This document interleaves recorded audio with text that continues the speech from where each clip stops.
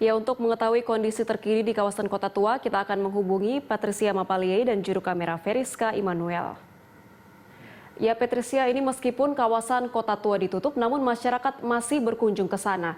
Lantas, apakah protokol kesehatan masih tetap diberlakukan?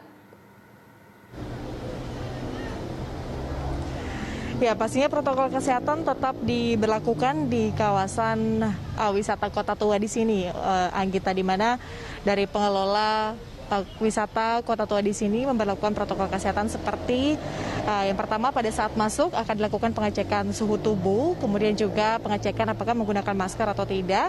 Dan setelah itu para pengunjung akan diarahkan untuk mencuci tangan terlebih dahulu sebelum memasuki area kawasan wisata Kota Tua.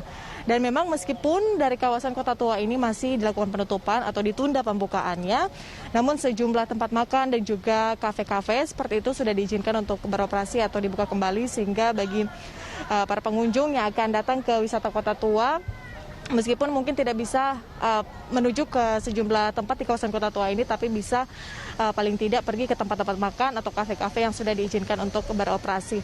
Nantinya sebelum beroperasi atau dibuka kembali untuk umum di wisata Kota Tua ini juga tetap dilaksanakan penyemprotan disinfektan atau pembersihan sekaligus juga sterilisasi, di mana penyemprotan disinfektan ini terus dilakukan pada pagi dan juga sore hari ini agar saat dibuka kembali wisata Kota Tua, kawasan ini sudah dalam keadaan steril dan bersih, bebas dari virus corona atau COVID-19.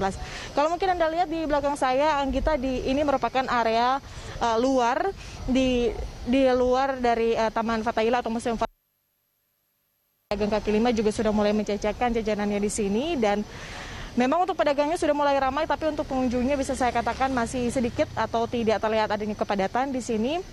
Namun yang menjadi atau sangat disayangkan bahwa banyak juga pedagang ataupun pengunjung di kawasan wisata Kota Tua yang tidak menerapkan protokol kesehatan, seperti banyak pedagang yang tidak menggunakan masker, kemudian juga tidak memperdulikan adanya ancaman virus corona atau COVID-19 dengan tidak melakukan physical distancing atau jaga jarak satu dengan yang lain.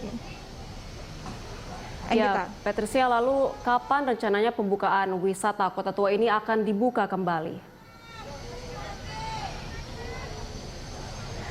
Ya, dari pihak pengelola kawasan wisata Kota Tua ini masih menunggu instruksi dari Dinas Pariwisata DKI Jakarta kapan akan dibuka kembali untuk kawasan wisata Kota Tua.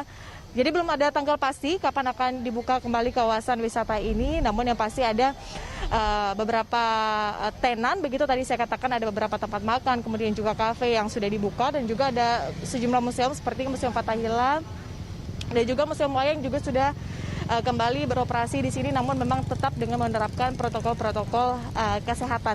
Dan nantinya apabila kawasan wisata Kota Tua sudah dibuka, ini sesuai dengan arahan dari pemerintah Provinsi DKI Jakarta bahwa di setiap kawasan wisata akan dibatasi pengunjungnya sekitar 50%. Jadi kalau di kawasan wisata Kota Tua ini kapasitasnya adalah 1.000 orang, maka nanti saat dibuka kembali untuk umum hanya untuk 500 orang atau 50% kapasitasnya saja. Dan juga dari pihak pengelola juga mengatakan bahwa nantinya saat dibuka hanya diperbolehkan bagi pengunjung yang berusia di atas 10 tahun dan juga di bawah 60 tahun. Jadi bagi kategori di bawah 10 tahun yaitu anak-anak, dan juga untuk kategori usia 60 tahun ke atas atau lansia ataupun lanjut usia ini tidak akan diizinkan untuk masuk ke kawasan ibu kota, di kawasan wisata Kota Tua, karena pada umur-umur itulah dikatakan rentan terhadap virus corona atau COVID-19.